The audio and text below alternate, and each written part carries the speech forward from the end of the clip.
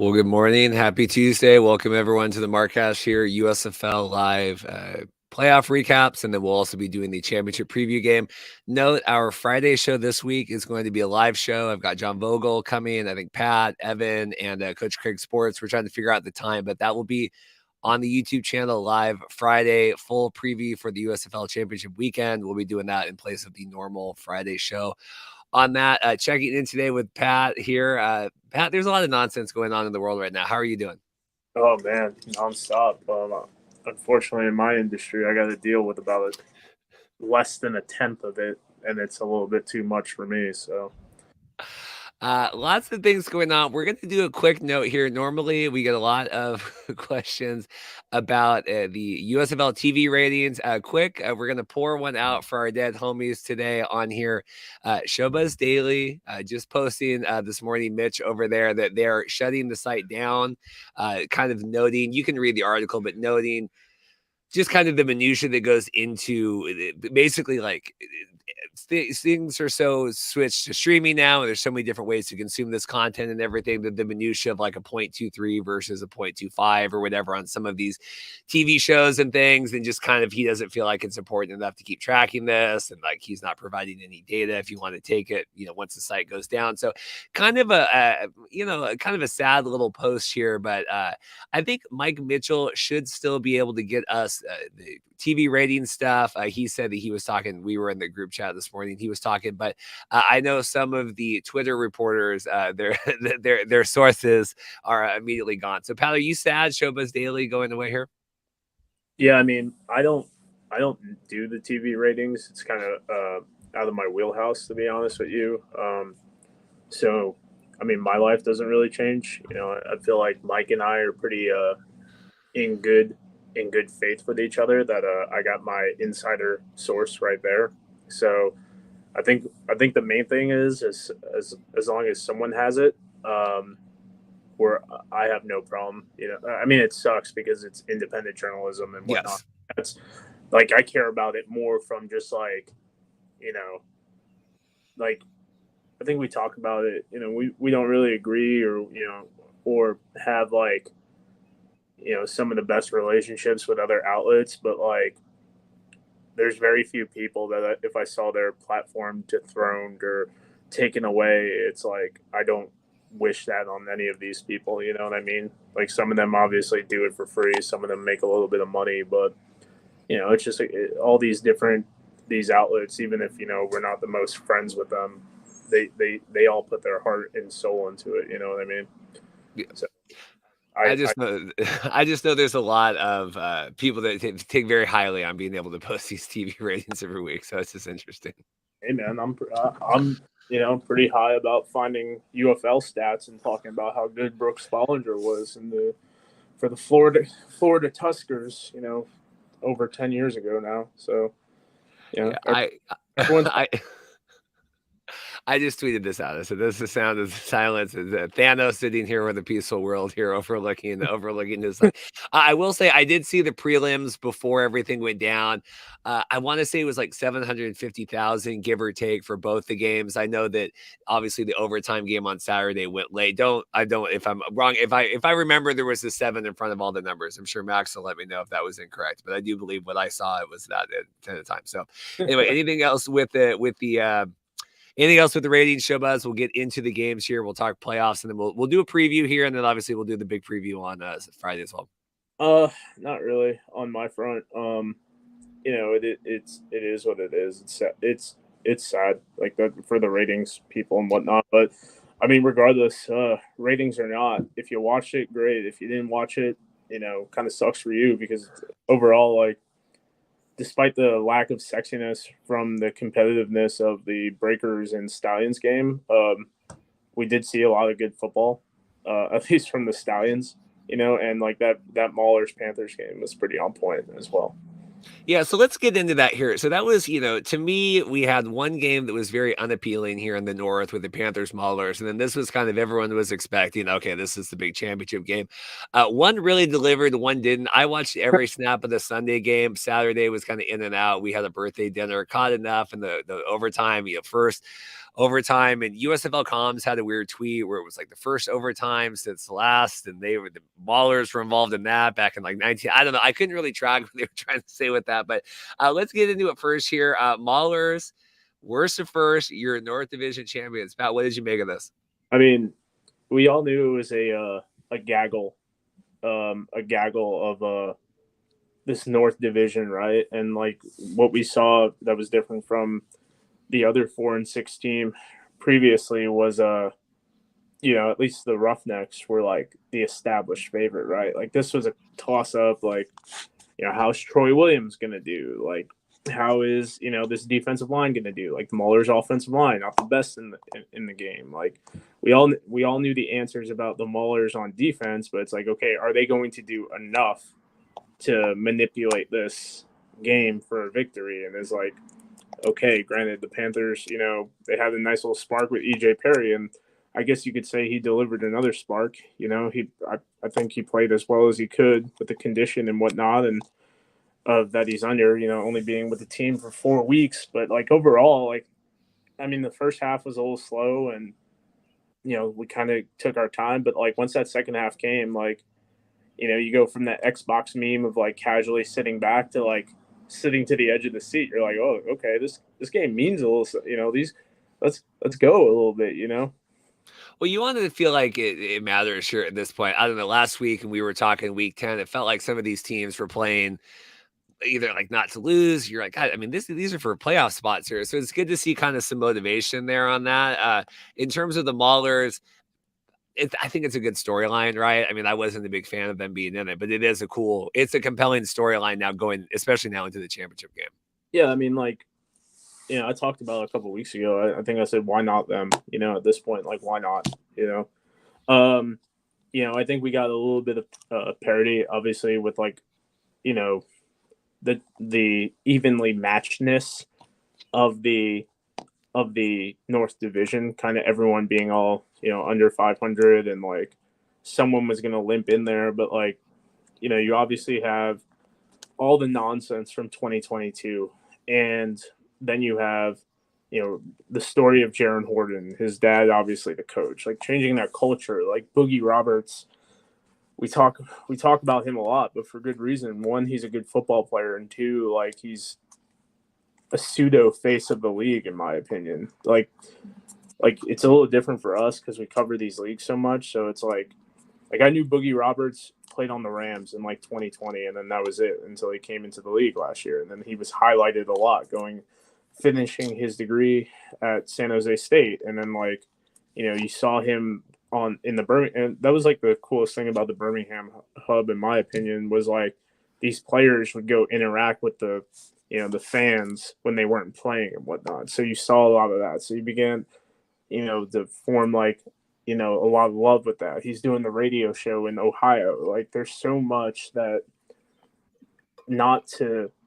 so much to like about these guys. Like you have Reuben Foster there, second chance, Tavino, awesome.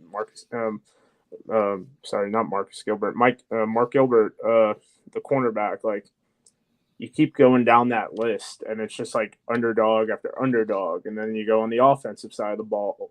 You have Terry Poole, who is a cast-off, a plethora of receivers that probably don't get enough respect. Troy Williams was the backup, supposed to be the James Morgan show, and thank God, we moved on from that. And then you keep like throwing all these, like you look at each position group, and it's like, oh man, that's kind of cool. Madre London, a European guy, Garrett Groshek, never really, I feel like I'm like Jason Kelsey from the Super Bowl. You remember when he was dressed up as a genie? Yeah. And he's like, Howie Roseman, Lane Johnson can't stay off the, like, that's how I feel when I'm talking about this team, man. And it's like, when you start and like break it down person by person and player by player, it's kind of like, it is kind of cool, man. Like, do I think they beat Birmingham? No, but like, I mean, at this point, why not, right? Pat, you need to be careful here. You're almost coming across too glowingly talking about the USFL. You need to be careful. Yeah, I mean, I don't know. Maybe I got too many Zins in, so like my dopamine and endorphins are all high up. But I mean, I think EJ Perry got a job this weekend. Like that was pretty cool. his story's cool too. In terms of the Maulers here, I saw a lot of crediting Ray Horton coming in, kind of like, and you said changing the culture. Do you think that because I always with these like spring leagues and like I don't know how much culture there is right in like the Roughnecks next year, like depending on who comes back and there's turnover. I mean, do you think there was enough like duty culture with the Maulers here that we needed to flip it? Yeah, yeah, and I think that goes for any spring league team, right? Like you got like you establish the culture when you show up, right? Like Wade establishes the culture. So I don't know the percentage of like players they had from year 1 to year 2, but like it's a pretty decent amount. Like granted, the quarterback's room was completely changed. Okay, they got rid of Vadley, Roland Rivers, Kyle Lauletta, and Josh Love, and I mean, that changes it, right? So it's like, oh, the quarterback, like the guys they drafted the first 2 picks, like from last year, granted, that was a Kirby move, but then, Ray gets brought in, and I think he got brought in later after Roland and Vad were released, but like Jaren was still there, and everyone talked about how up and coming Jaren was, and you saw the enthusiasm, and then you bring in a guy like Reuben Foster, who's like, you guys want to go to the NFL? I was there, and I talked to Joey Ivy about that on my show about like when these NFL guys came in, like him being one of them, like you guys want to taste this, like this is what you have to do, and I talked to a lot of coaches about that as well. About like you're not doing enough or you're not doing it right, and like this is what we need to do, and everyone thinks we're a joke and this and that, and I don't think James Morgan played outstanding like well, but he's still a guy who's been in NFL QB rooms and been around NFL players, and it's like Garrett Groshek played with Jonathan Taylor, so you bring that. Terry Poole's been around all these alt football leagues, you bring in that, so it's like you keep going down this list of guys with experience to be like, hey man, like this is what you have to do to be successful, not only on the field, but get to the next level. And that translates into like, in my opinion, character, like being a good man as far as like, character building. And like, because in the end, like a lot of these guys are going to do other things in the off season, So we continue to like, not only build these people as football players, but as young men and whatnot. And it's I mean, I think it does matter way more than people give it credit for, and I think it matters even more because the seasons are shorter. So you have to be like, hey, like hammer down or get out. And it sounds well, with Jaren getting kind of was it assistant coach of the year and them not doing that last year. I thought that was kind of a cool honor as well for that, didn't you think? Yeah, no, and maybe that was a part of the plan the whole year. You know what I mean? Like, but in the end, like the assistant coaches, coordinators are usually the unsung heroes of this.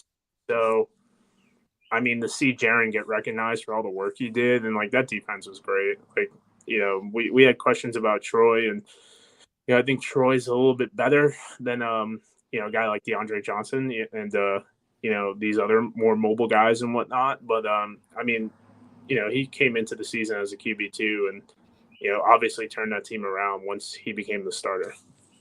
That's the thing too. Like, even if maybe that wasn't the plan, I think that's a really easy pivot to do, right? Where you see Jaren, like, that's the thing I wish, and I go back and forth because I didn't like last year, kind of the tank bowl and adding, okay, we're going to add the picture, whatever. But I do like the mobility of some of these spring leagues to be able to like, yeah, let's do this. Like, let's honor, like, let's kind of make this be a thing here because it is something guys take pride in. It is something that I know the team probably really appreciated him getting recognized as well.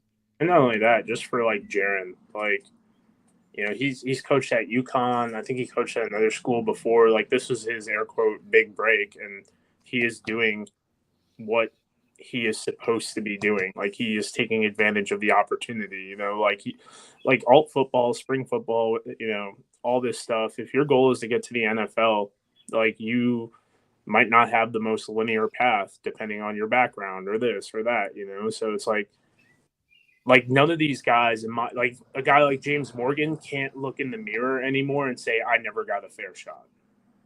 Like Jaren, if he dudded it out, right? Like it's obviously coaching's a little bit different because it does come down to the players. Like schemes could be good, but like you look at Jaren and it's like, hey man, I did everything I needed to do to give myself the best position to, one, put this team to succeed, get them into a championship, and then two, like do what I needed to do. And he took advantage of the opportunity. And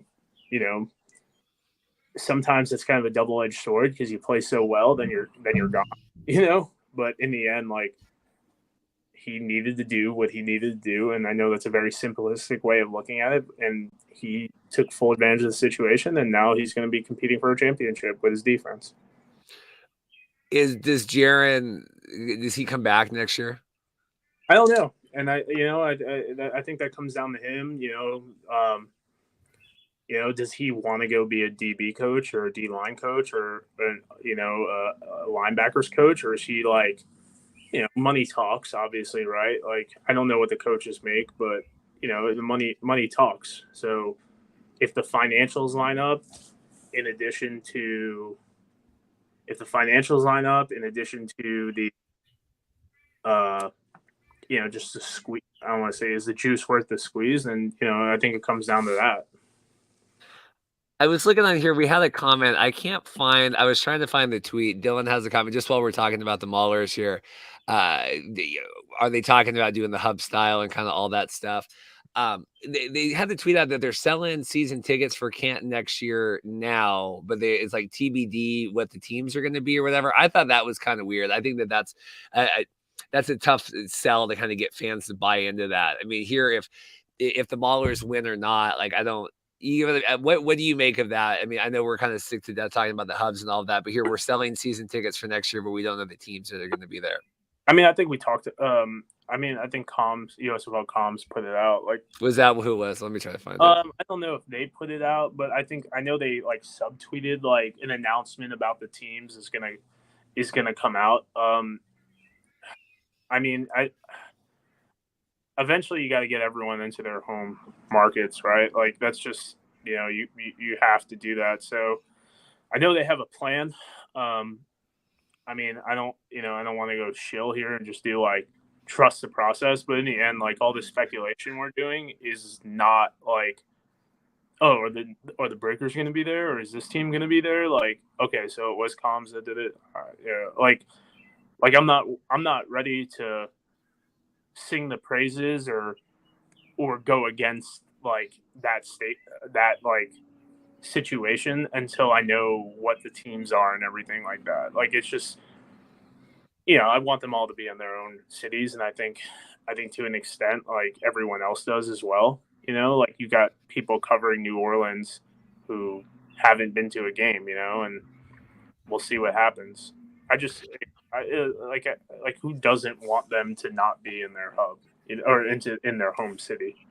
Well, the thing too is, and I've seen a lot of people oh, well, if Pittsburgh wins, then they should absolutely be moving to the city. It's well, I think they would have had.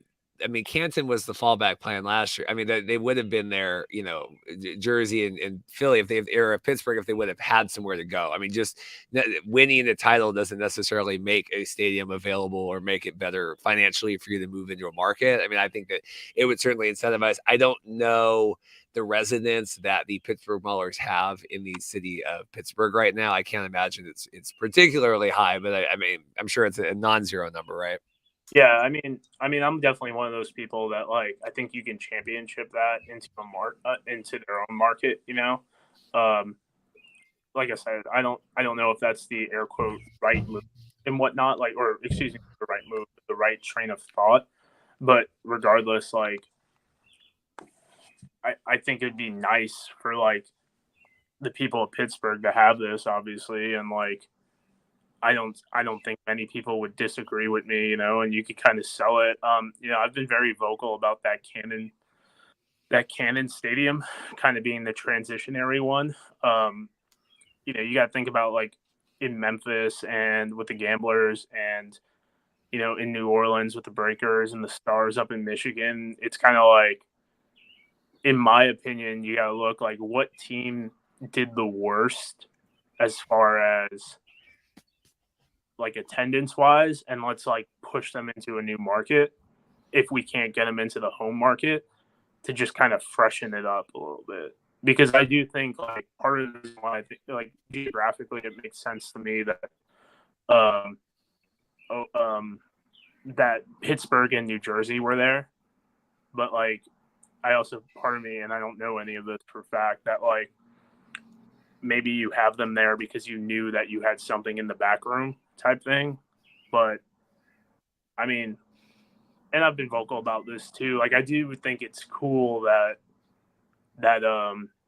people in Ohio got a casual taste of this, whether it was one person or 1 million people. I just thought it was kind of like, oh, we're going to the Pro Football Hall of Fame. Like, was it always successful? Absolutely not. But in the same sense, it's like, well, I'm from Iowa and I went to the Pro Football Hall of Fame. I'm going to care about this a little bit more. You know what I mean? Like, I don't know how much dividends that's paying in the long run, but I mean, it is expanding the market, whether it be by a minimal movement or, more than we know.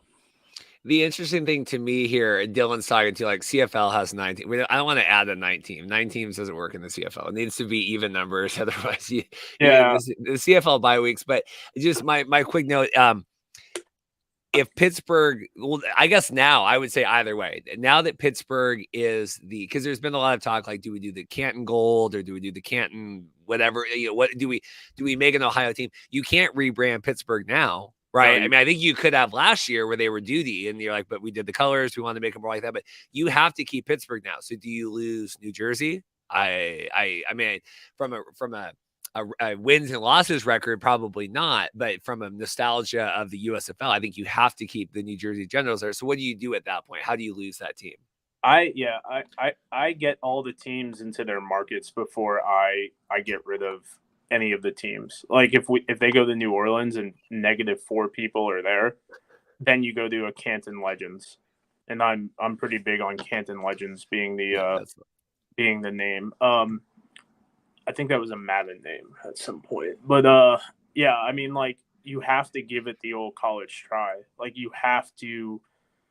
Like, I think it's an injustice. Like, if New Jersey blows, I'm not big on these teams going to the East Coast. Like, I don't think it's. I mean, I saw it with the UFL, with the New York Sentinels.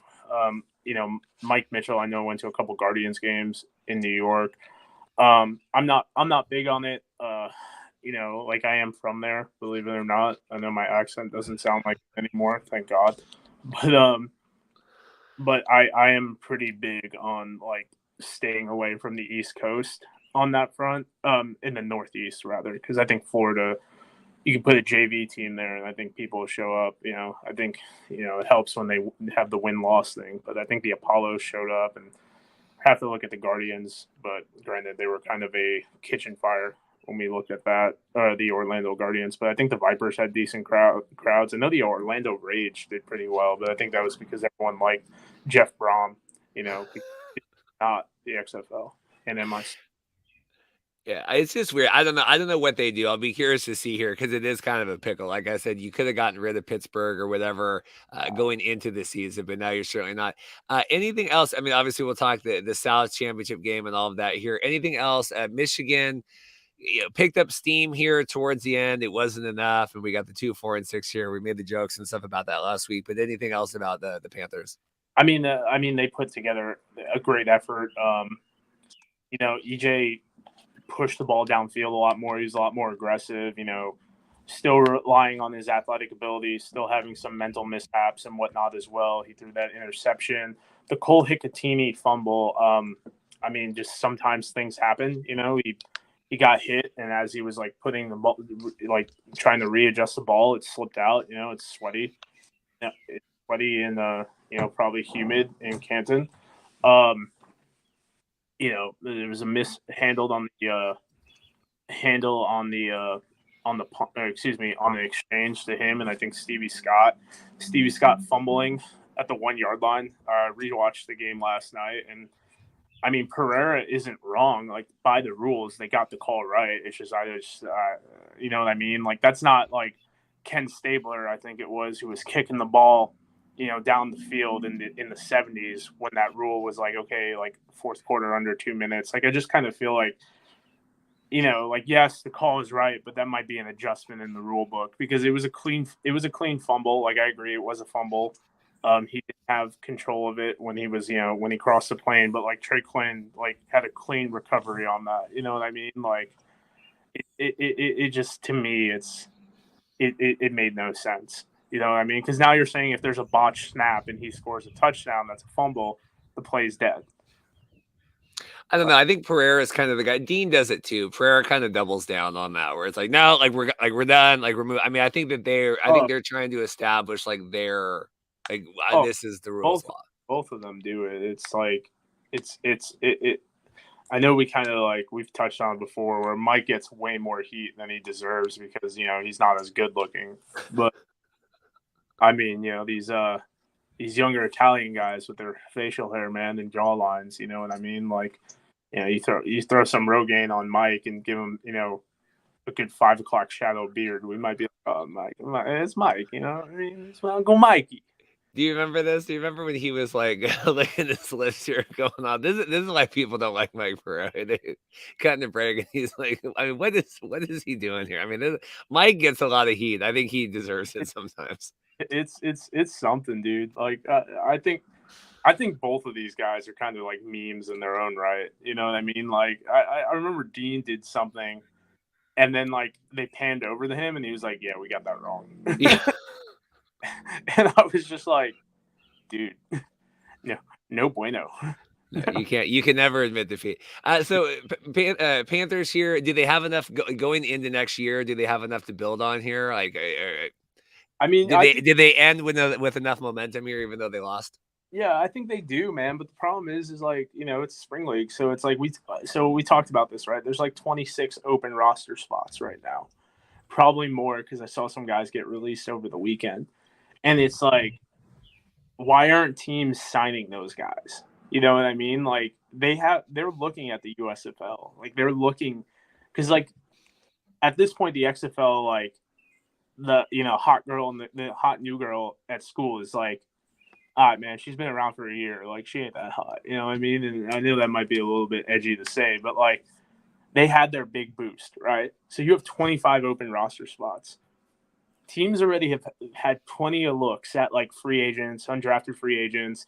There's definitely guys who are waiting on injuries that might have been offered contracts and whatnot. But like, who's going next? You know what I mean? Like, who's the next girl transferring into San Dimas High School?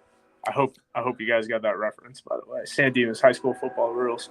So like, who is the next group of incoming players? And it's got to be USFL guys. Like it makes sense. And like, excuse me, I work by a train. Okay. But so it's like you have guys like Breland Speaks, right? Like I don't want to say all he had to do, but if he played effectively, he's going to get an opportunity. We have Magoo, right? Like Magoo is just tearing this league up right now. Like it's not even fair to watch at this point. So you got Magoo. He's doing a lot of great stuff. CJ Marable was great. Derek Dillon did a lot of stuff on special teams and whatnot. Like go down this list of the guys. Levante Taylor had a great season, had a couple pass breakups and whatnot as well. Frank Indo, we can't talk enough about him. Levi Bell, a shorter guy, but despite his putting up Elvis Dumerville like pressure and whatnot, and like playing a lot like Patrick Richard, who's a fullback and whatnot that used to play defensive line. I mean, it makes sense that like, and this is it comes out, and you gotta give the Stallions so much credit because of it was a reload, not a rebuild. Like, who is our team next year? And then when those guys get signed, if they get released, how many of them come back? So it's so much. You know what I mean? Like, and that's a podcast in itself. So in like my opinion, like I think a lot of these Panthers like players, if they can keep some of this core in there, like, yeah, of course they're going to be a competitive team. They're going to be a good team and whatnot. But I mean, I can't tell you any of that about any of these teams until February. And then you have all these guys who were drafted, like they're going to get cut from like the ones who went to the NFL. Like those guys could get cut. You know what I mean? Like then they have another rights draft coming in. So now that they know their formula of the draft, like what's going on? Like where are we at with this? So it's like February, I think, when those rosters, and I think they're going to go to 60 or something like that in the offseason again, but whatever it is, when those rosters get close to solidified, because obviously we had like Prue Cup was a late signing to Carson Strong, and I'm sure there are other guys, that are escaping. Ryan Willis came in from the XFL, but until like February, March comes around, like I can't tell you like, yeah, the Stallions, they're going to be in the championship again, or the Panthers are going to build from the season and onward and upward. Because you can't tell me EJ Perry isn't going to get some workouts, because he was already a cuss guy, just got released by the Texans, and then, playing in these games, performing well and showcasing more rushing ability than he did in the preseason. Like, you can't tell me that he's not going to get a phone call or two, especially. I'm gonna interrupt you here, Pat. We have some breaking news here. We'll get back. I want to talk the timelines, all that stuff as well. We do have, per Mike Mitchell, we do have the USFL ratings here for the weekend. So never fear. Showbuzz Daily is that Mike Mitchell here. We have Saturday night game, Michigan Panthers, North Division, which I called in. I said that would be the higher rated game. 957,000. Sunday, New Orleans Breakers, Birmingham Stallions, 852. Neither hit a million, but I did, if you remember last week, predict that the NBC game, even with the Duty North and the losing records and all that stuff, that would win. So any thoughts on this 957 and 852? I mean, and you gotta think that with all the streaming numbers, you probably kissed a million. You know what I mean? Like, I'm pretty good with that. I think, all things considered, like, you want to hit that mill, that sexy number, but like, 2 games, it's just, 2 games, heat of summer, Saturday night, like, you had 950,000 people watching, and like, I had to, I had a friend of mine, he went out in the Lake of the Ozarks, and he changed a couple of these games, onto NBC, you know what I mean? So, like, I'm pretty good with that. I just think so, especially where I'm at in the Midwest, like, we know some, we know what the Battlehawks are, but we don't know what the USFL is. So it's like, come on, like, let's do, granted, it's not a local market, so it's a little bit different, but it's like, let's get these games on at the Buffalo Wild Wings or something like that, I'm just sending a tweet out here. I will say, I think you said, I think 950 is a tremendous number for that with everything going on right now. I would feel good about that. I'm sure they wanted to hit a million, but like I said, it proves network and time slot has nothing to do with it has nothing to do with the teams that are playing or anything else. You got the 2 losing teams, worst records, all this kind of stuff. It doesn't matter. In terms of the championship game, we'll kind of do predictions for that coming up. But any other thoughts on that? I mean, the Fox 850 Sunday, I don't know quite the competition that was going on this weekend more than just the life happening. I know obviously they went up back to back with the CFL game, but I can't imagine the CFL game was drawing that much. So something I want to talk about, and I think we have in spurts, but not consistently, is like, what does that spot do in 2021? You know what I mean? Like, what are these spots doing in 2021? So if they're like getting 500,000 in 2021, mid-June from a baseball game or something like that, like, are we, like, if that's the number, and obviously arbitrary number, and it's something we can look up, and I'm not going to be straight up about it, but like, are we seeing improvements from the time slots? Because that's something I used to say about like the USA and like FX, and it's like, if you're getting more than a normal FX game or USA like program or whatnot, it's kind of a win. It's kind of an improvement. So I'm more curious to see what they're getting, like, without the USFL and whatnot from previous years. To, like, if they're getting 500,000 and now they just had 450 like tune in, like, you would imagine that the executives at Fox are pretty pumped about that. Mike has a question here. Will the championship game hit a million? That's the big question. I think 100%. I mean, I think if you're getting 950 for the playoff game, I think I'd say 1.2, 1.3. I mean, we'll do the predictions on Friday, but that would kind of be where I would be at. What did it get last year? I know it was like, I feel like 2 or no, it was like 1 point whatever. Let me look it up here. Yeah, because I feel like if it hit 2, I say 1.7. If it hit 1.7, I say 1.5. Like, I say 1.52 million last year. Yeah, I would say that 1.2 to 1.3, but I mean, prove me wrong. Hopefully they prove me wrong. You know what I mean? Like, I have no problem being proven wrong on this. No, I More, mean, like, I would more be yeah, Max is comment here. I would be happy. I would be happy if I was them with kissing the million here for the weekend with a lot of competition going on. and the streaming. You know what I mean? Like, you got like, I know it's not like, solid in stone, but like, I mean, do they count like the rewatches on the streaming? Because I rewatched it on Peacock. I rewatched both games on Peacock, Fox Sports. Like, does that matter? Like, I don't, you know what I mean? So, and I say the same thing for ESPN Plus. Like, I watched a lot of stuff, like rewatched a lot of stuff on ESPN Plus because, if I went to a Battlehawks game, there's a game at 4, then at 7. Like, I'm not in front of my TV by 7 o'clock when the game ends. So. Well, and I think a lot of the questions here, like we talked about at the top with Showbuzz Daily, stepping down. I think there is this proliferation now of kind of ways you can watch a lot of this stuff, and I think that they've, it's we get caught up in the minutia of all of this week to week, and they won and we won, all this kind of stuff. But there's a million different metrics. Who's watching online? What are the impressions on the tweets that they have out or video views on the YouTube? I know XFL was kind of champion that as well. I have to go. I have an emergency. Pat has an emergency. All right, we're going to get Pat off here. Thank you, Pat. Well, here we go. We'll kind of wind down here in a minute, talking through this. If anyone wants to call in, we need to go through the Birmingham and New Orleans game here. So I will open up the chat lines here if anyone wants to talk through that, or else I can run through. I saw enough of the Birmingham and New Orleans one, but I did post the link here. If anyone wants to call in, I know Jared's always hanging around. We'll see if anyone wants to do that. Let me pull up the New Orleans and Birmingham.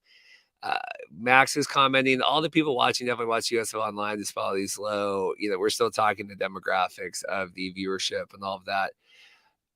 Mike saying, I don't think there's a ton of sports competition this Saturday off the top of my head. Well, it is. We're a million different things.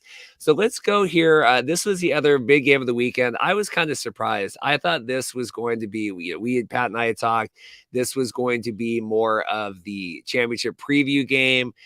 Little lackluster, a little bit of a blowout. It didn't feel close here. Breakers kind of making a late run here at the end.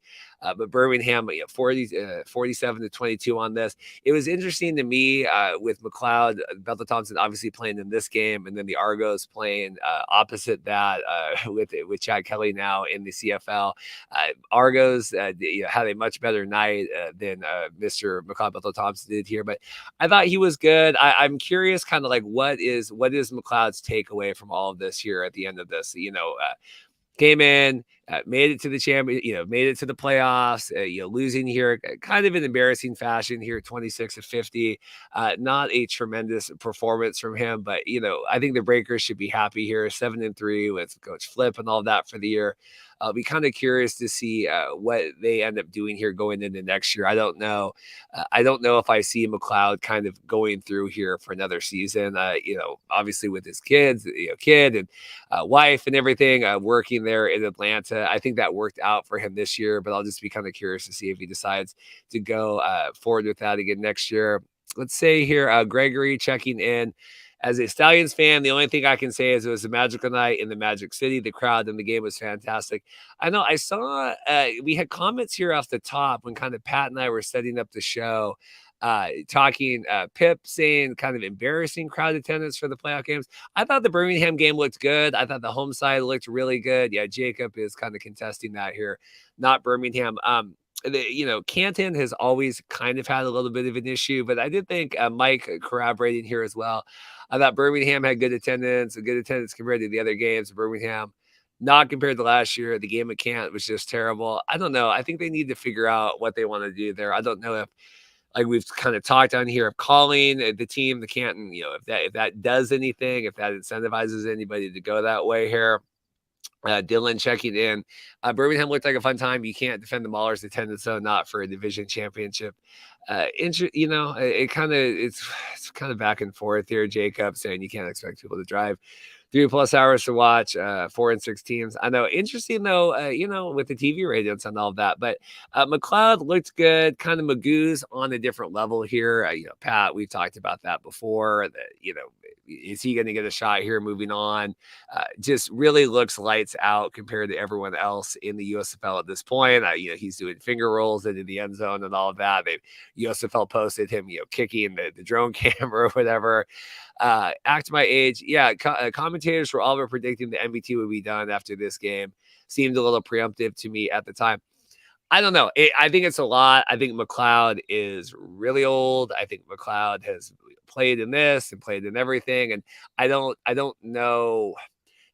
I don't know. Do you put your life on hold with other things you want to do here for another year to come back to the USFL? I don't know. I mean, that's the McLeod question and kind of thing he's going to have to ponder. I know we had him on the show here. It was when they were doing their kind of the undefeated streak and all of that. And I thought that was interesting. He seems like in a very happy spot. His wife and kid, they can come visit. He was going to go watch the movies and all of that stuff in Birmingham. I think he was going to go watch the Birmingham, the AAA or whatever baseball team there, the Bananas or whatever that is. Jared, we know Birmingham is fine for fan support. It's all the other teams that concern me. Yeah, Memphis picked up steam kind of towards the end. That was one that I thought was came out the gate hot, a little lackluster, but I think that they've built a good, loyal fan base there. I think Memphis is going to be good. It's really just a Canton issue. It's surprising still, like we said, with the Canton goal. The Canton season tickets and all of that going on. Magoo looked good here. Sternberger, I don't know. This really just kind of felt like a victory lap for Birmingham, kind of sitting there watching it. I really felt bad for Coach Flip and all of that stuff. Gregory says heading to the ship. Good. I don't know. I want to hear your guys' predictions going in. I would like to see, for my own amusement, the Maulers kind of put a beat down on this, but Birmingham 8-3, 3 losses over the last 2 seasons. RJ Young, I saw this morning, he was calling them a dynasty. I don't know if I would go that far with 2 seasons of spring football, calling anything a dynasty, but certainly glad to see RJ Young at least pretending to kind of be involved with the USFL here. Let me see if I could find that tweet here. Mike's still talking about the USFL ratings. Where is that? Here we go. Yeah, RJ Young here. The U.S. Stallions have averaged 37 points in the playoffs over the last 2 years. Alex Magoo is the first player to pass for 300 yards and rush for 75 in the last 2 seasons. Stallions are about to become 20-3 over 2 years, a win on Saturday, and we're talking dynasty. Well, there you go. If RJ Young says it has to be true. Keep in mind the USFL Championship taking place on my birthday this year. Excited for that. Excited to, I'll be at the Mariner game, but I'll be watching the USFL game on delay. I got Sunday set aside for that, as well as the CFL stuff. So that should be exciting. In terms of, like I said, I watched every snap of this game. Just not a lot to say. It felt like Breakers ran out of steam. They kind of eked their way in last week. And I said, okay, you get these teams that kind of barely get into the playoffs and then they're going to get picked off right away. I don't know. I don't have a lot to say on this. I don't know if anyone else has any other questions about the playoff game, a talking championship, but I would like to hear your predictions here. If you have the Maulers or the Stallions here for the championship game. Oh, Pat's okay. Pat having to drop off here for an emergency. So I hope everything's okay with Pat. I'm sure he'll text me later. With the game being on NBC this year, expect ratings to be higher for that, obviously. Interesting as well, they talked about how they switch, where it's like now Canton is the neutral site. So I think that the Maulers are still technically at home. I saw there was some weird wording about that came out, one of the tweets talking about the championship game where, because it's the neutral site, but I believe it is Birmingham at Maulers here going in. So the Maulers will be wearing their white uniforms going in. So excited to hear about that. We have the fan of the play of the year. Yeah, I know they were going to announce also the individual player honors here on Friday, going in on the 30th. I know maybe those will come out in time that we can talk about that on the live stream we have coming up on Friday here. Pat's going to be joining us back. And I think obviously John Bogle and everyone else will be there. That should be exciting. Yeah, Dylan checking in, hoping for the underdog story. That's kind of where I would be at for this. I don't know. I think the Stallions have done just fine. I think that I don't think that anyone in Birmingham has anything to be disappointed about. Hussey's Huddle checking in here. Hussey is my guy over on the CFL recaps here. Rolling the solo, Pat had to jump off here. So if you wanted to watch the Markcast talk solo about the USFL here for a few more minutes, you are going to get that today. This will be good. I'm glad I did watch the playoff games this weekend. Pat's carried the heavy load here for some of the games coming in, but I am glad I did watch the Breakers game at this very moment. I did watch every snap of that. Hussey says, you think Magoo gets an NFL shot? I do. I think Magoo's looked good. The question that Pat and I have talked about for weeks here, and obviously Mike Mitchell and everything else, spots are running out. You still have XFL 2020 guys that are on NFL teams now. Now we have XFL teams, and I know we're cutting players here into the summer, and obviously we've had a lot of the gambling things, and then there's other injuries going on with the NFL guys getting cut. I just don't know how many spots there are, right? I saw they had the controversy this week with Carson Wentz hunting a bear, a tremendously bad look, posting a photo of him, and people were cancel culture and Carson Wentz, and I'm sitting there. He was the Commanders quarterback last year. I mean, he's not playing. No one seems interested in him. So, the point is, I think there's still a surplus of talent out there. I don't know. I hope Magoo gets a shot. I just don't know where that would be at this point. Obviously, we've talked about this through last year and this year. Really hard getting out in July and getting these teams to want to, pick you up at this point, right? Getting in, even if Magoo's coming in as a, third string quarterback or kind of a camp body here. A lot of wear and tear here over the last 11, 12 weeks, and then coming in and spots are tight. DeMarcus here says all the USFL fanboys laughed at the Renegades being 4-7. What are y'all saying now? I know I had my good tweets last week. I said that the USFL saw the XFL have one losing team in the playoffs and said, hold my beer, obviously with the two in there, but it's good. I feel good for the Maulers. I'm very excited for Matt Mangle, friend of the show, getting to see him. I know that when he got cut last year from the Stars and, he went back into the CFL and a lot of struggles with that. I know we had talked and he had, what do I want to do? Do I want to do the XFL? Do I want to do the USFL? And I think he's got to be pretty at peace right now and knowing that he's done everything he can to get himself in the position here to succeed on Sunday. Excited to see that. Max, you're talking over-under prediction. If the USFL title game has more than 1.287 million viewers, USFL has the higher season average than the XFL. If it has less, the XFL has more. So I think that would bump up the USFL. I do. I think the USFL title game has more than 1.287 million viewers. I do. I think the USFL will pull in 1.3 to 1.4 million on the championship game, like we talked about here earlier last year at 1.52. I don't know if they have the same juice going into this. So I think that's your ceiling here. So do you take? I don't know if they do over 1.5. Don't call me a hater here. I see 1.3, 1.4. Let me know what you think. Yeah, Max wants to know. What say you, Reed? Let's see here what else is going on here. Chris talking, and this is about the Magoo quarterback one material. Jacob says, how would you change the playoffs for next year, XFL and USFL? We've talked about this, Andy and I, a lot on the XFL one when we were going through all of that with the Renegades, when we kind of could see this coming, right? We saw, hey, what's going to happen here? And we've obviously predicted this with the USFL heading in. I think you take the division winners and then the next top two records. So if that comes from the, whatever, 3 North teams in the South or whatever, but I think you would take, if you win the division, I think you get in, and then if you get the next highest, whatever win-loss record after that. That would be what I would do. It also looks like the XFL is kind of eliminating their bye week next year, so that'll be exciting about that. I know there was some nonsense. Yeah, Mike says here, I know there was some nonsense about here. I didn't even have time to tweet about it this morning, and that's already been debunked. There was a rampant report out talking about St. Louis hosting the Dome. I know YouTube videos were already made and tweets were already made, and then I was sent to me here during the show. Let me see if I can get it pulled up here. Per source, XFL has locked in dates for 6 games across all of their venues. XFL hasn't decided on where the 2024 championship game will be played yet. So glad that was cleaned up already, and I don't have to do that. I appreciate I don't always appreciate everything Mark does, but I appreciate Mark doing the work there, and we can kind of move on from that, because I did see people already getting. I'm not saying that St. Louis is not going to be or would not be a good decision for that, but I think that I guarantee you on Tuesday, June 27th, the XFL has not decided where they want to have their championship game next year.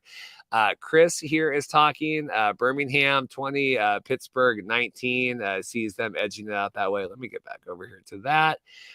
Dylan has a question. Would Wentz ever take a snap in the XFL? I don't think so. I mean, Wentz has made a tremendous amount of money from the Eagles and the Commanders that carried, or was it the Eagles and then the Colts carried part of that, and then the Commanders picked up on that. I don't see him doing that. Gregory, check it. Here's something to consider. USFL games are on everywhere you go, in bars, restaurants, Top Golf, everywhere. Heck, I've watched replays. Lots of things are on. Lots of things are on TVs. That's kind of what we were talking about at the top of the show. Showbuzz deciding no longer worthwhile to kind of track a lot of this stuff. So many different avenues and ways to capture that. So I know what you're saying. I get it. The same argument could be said for declining NHL ratings or XFL ratings or MLB ratings, kind of any of that stuff. Yeah, Jared's saying here, Wentz has made enough money. Do not see him going to the XFL. Chris making a joke. Edmonton Elks should sign, I assume, Carson Wentz. Yeah, Elks. If you are tracking our CFL here, we had our week 3 recap yesterday. Edmonton Elks definitely in the struggle, and we are seeing now they have already released Kyle Loxley, who I guess was disgruntled after missing the snap and sitting on the sidelines. Hopefully, Trey Ford season is going to be there. Jared, wishing they got rid of. I don't know. I think you need. I said you didn't need divisions when they were talking, and we had it because when the XFL was getting ready, we said we don't know how these divisions are going to work. Is it going to be East-West? Is it going to be North-South? Obviously, they ended up with kind of the Texas scrum and everything going on with that. But I think you need to have divisions at some point. But because I was poo-pooed very heavily when I said that we could go divisionless. I had a lot of people being upset about that. Coach Craig, 1.3 feels fair. That's where I'm at. Coach Craig is going to join us, I think, for the Friday show on here. I got to figure out the timing with that. But I think that should be exciting. I've already got the event page set up, so you can like and subscribe on that and get ready for that. Jared, I guess we're still on this. Battlehawk fans have been hyping the championship game for St. Louis during our time in San Antonio. Yeah, we'll see. But I'm very glad that was already cleaned up this morning. It makes my life very easy. Appreciate that, Mark. I think they will stick with the same playoff format. They seem to want to market a division championship game. Yeah, I think it's. I agree, Andy. I think that's good feedback. It's hard. I think in a world that we live in now, and it's kind of spring football, and we got, fan control football not coming back or whatever, but kind of all this hodgepodge of everything. I think you could probably get away without having the division, with the playoffs and that. But I think that, we can market it. We have the Saturday game, we got the Sunday game, we got the t-shirts, we're making the graphics and kind of all of that stuff. We're talking, we're still talking Heineke, Wentz. I miss Heineke. Yeah, I'm kind of stuck with the Washington Commanders here now. That is my team. I can't switch allegiances again. So obviously I followed Heineke to the Commanders. I can't follow him to the Falcons. So we will be happy to see Heineke do that. If you guys have any other questions here, I'll round it out at the top of the hour. I appreciate everyone helping me here with some comments, getting through. I'm not good. Some of these YouTubers, like Mark can talk for 5 hours by himself. Not normally on here used to talking solo here. Like I said, hope Pat is okay jumping off, but I think we did okay here. Viewership remained all right, and I think I I had enough dumb football takes to see here. The other interesting news note I had saved on here before we get out of here, we noted this week Dakota Prukop, he was released by the Generals, already picked back up by the Winnipeg Blue Bombers, so he will be able to kind of double dip here with that in terms of, it works out if the schedule works out, that we had a lot of questions and can CFL guys jump down or what's going on and back and forth. But the Generals releasing Dakota, he was able to go back up to Winnipeg. He's kind of their short yardage solution up there. So I think that's good. Winnipeg getting the snot kicked out of them here by America's CFL team, the BC Lions, here on Thursday.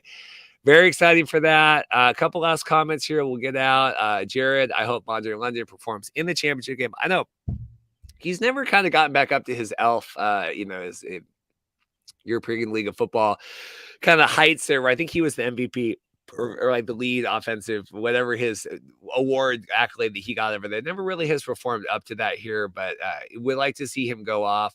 Max, the division championships are important for booking playoff venues, at least for now, because usually there's going to be a clear top regular season team in each division, so the venues get booked earlier. Yeah, well, that's good. But again, it's good to know that the XFL is not booking venues right now for the USFL or for the XFL championship game. We've talking BC Lions has beat the snot out of the Blue Bombers. So that'll do it for me. I think leave your ratings, predictions here for the USFL championship game. We will be back on Friday for a full breakdown with people a lot smarter than me talking football. Like I said, appreciate you guys all riding it out with me on here, but I don't know. I thought Birmingham, I think, has this by a mile. We'll see, Maulers defense, if they can hold them in check, but I just don't know if the Maulers have enough firepower here. I mean, I just thought Birmingham looked really, really, really, really good on Sunday here. Really didn't seem close. I mean, I think I turned the game off here at part of the fourth quarter. It kind of felt like a losing thing. But Max is saying here, Common Crazy 1.2. I think it's higher than 1.2. I think it's higher than 1.2. Leave your predictions on here, and we will get out of here. Yeah, act my age. Madre London, so much better than his competition, but the players are better in the USFL. He's still a good player, but he's going against good players now. Oh, that's good. Good feedback on that. I appreciate that. Like and subscribe. Check back in here. We'll get out of here today. I appreciate everyone's time. Like I said, riding with me. Hope Pat's okay. I will check in with him. We got the USFL ratings. We'll have to see. I'm sure Twitter is just fine right now. I'm sure I haven't missed anything being on here, but we'll be curious to see how that goes. We'll see you guys next time. Like and subscribe. Thanks to you all, like I said, for riding this out with me, and we'll see you next time. Thanks.